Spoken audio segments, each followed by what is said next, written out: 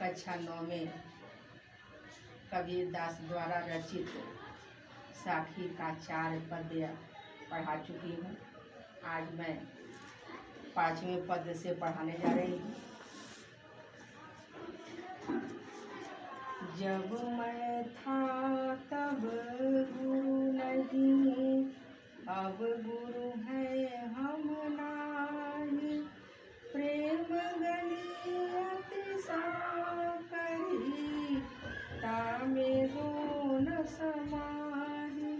प्रस्तुत पंक्ति में कबीर दास जी ने बताया है कि गुरु के मिलने पर अहंकार समाप्त हो जाता है।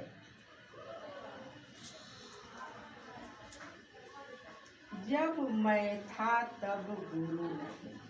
मैं मतलब होता है अहंकार या घमंड। जब मेरे अंदर अहंकार था तो मुझे गुरु की प्राप्ति नहीं हुई थी।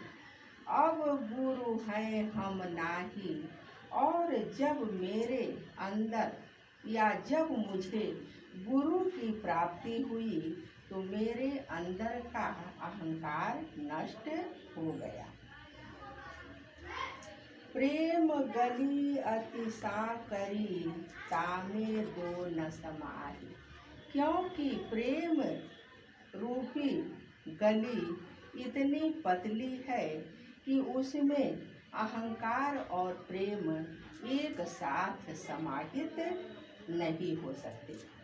तो बच्चों, मैंने आपको काव्यगत विशेषताएं जो बताया है वही रहेगा, बस शब्द शक्ति और अलंकार परिवर्तन होगा। तो इसमें शब्द शक्ति है अभिधा एवं लक्षणा, और अलंकार है रूपक और अनुप्रास। अब 6वां श्लोक पढ़ेंगे। भगति भजन हरि नाम है, दूजा दुख अपार। मनसा वाचा कर्म नाम, कबीरा सुमिरन सार। प्रस्तुत कविता में कवि ने भगवान के स्मरण पर जोर दिया है। यह इसका प्रसंग है। भगति भजन हरि नाम है, दूजा दुख अपार। भगवान की भक्ति और भजन ही ईश्वर प्राप्ति की नाव है। दूजा दुख अपार, और दूसरी संसार की सभी वस्तुएं दुख देने वाली है। मनसा कर्म वाचा कर्म नाम, कबीरा सुमिरन सार। इसलिए मन कर्म और वचन से भगवान का स्मरण करना चाहिए।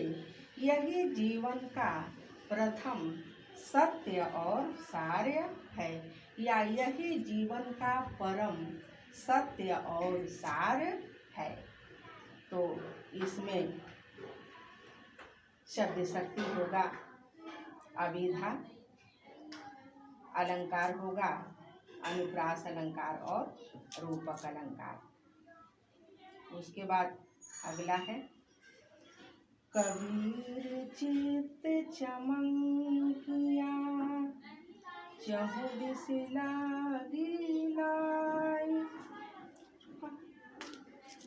हरि सुमिरन हाथू घड़ा, बेग लेहु बुझाय। कबीर चित्त चमकिया, चहु दिस लागी लाय। प्रस्तुत पंक्ति में कबीर दास जी कहते हैं कि ज्ञान प्राप्ति के बाद मेरा मन चमकने लगा, चहु दिस लागी लाय, और चारों दिशाओं में अज्ञान रूपी आग लगी हुई दिखाई देने लगी। हरि सुमिरन हाथों घड़ा, बेगे लेहु बुझाए। मैंने भगवान के स्मरण रूपी घड़े को अपने हाथ में लिया और बेगे लेहू बुझाई और बड़ी शीघ्रता से अज्ञान रूपी आग को मैंने बुझा दिया। तो इसमें शब्द शक्ति होगा अभिधा और अलंकार होगा अनुप्रास अलंकार और रूपक अलंकार। अगला दोहा है अखड़िया। मैंने जो छठवां का प्रसंग बताया है वही सातवें दोहे का भी प्रसंग होगा। अखड़िया झाई पड़ी पंथ निहारी निहारी जी भड़िया छाला पड़िया राम पुकारी पुकारी। प्रस्तुत पंक्ति में कवि ने विरह से व्याकुल जीवात्मा के दुख को दर्शाया है। अखड़िया झाई पड़ी पंथ निहारी निहारी। प्रस्तुत पंक्ति में कबीर दास जी कहते हैं कि हे भगवान, आपका रास्ता देखते देखते मेरी आँखों में झाई पड़ गई है। जी भड़िया छाला पड़िया राम पुकारी पुकारी। और आपका नाम लेते लेते मेरे जीभ पर छाले पड़ गए हैं, जिससे मुझे आपका नाम लेने में कष्ट हो रहा है। इसलिए हे ईश्वर, आप मुझे दर्शन दें। तो इसमें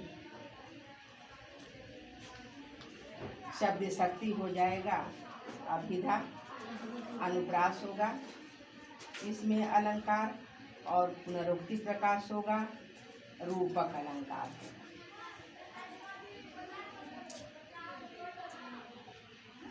उसके बाद है अगला दोहा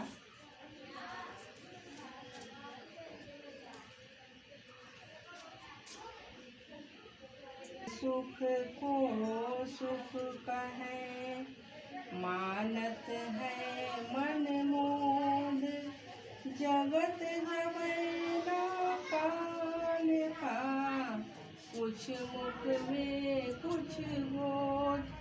प्रस्तुत पंक्ति में कवि ने सांसारिक सुख एवं वस्तुओं को नश्वर बताया। झूठे सुख को सुख कहे मानत है मन। प्रस्तुत पंक्ति में कबीर दास जी कहते हैं कि मनुष्य सांसारिक सुख को ही सच्चा सुख मानता है, मानत है मनमोद और उसी सुख में प्रसन्न रहता है। जगत चबैना काल का कछु मुख में कुछ कछु। लेकिन यह संसार मृत्यु का चबैना अर्थात भूजा है, जिसमें कुछ लोग मुख में और कुछ लोग गोद में हैं। अर्थात जो मर गया वह मुख में है और जो गोद में है अर्थात जो गोद में है वह बचा हुआ है अर्थात जीवित है और उसका भी मृत्यु निश्चित है। तो इसमें शब्द शक्ति होगा, लक्षणा शब्द शक्ति और अलंकार होगा अनुप्रास अलंकार और रूपक अलंकार।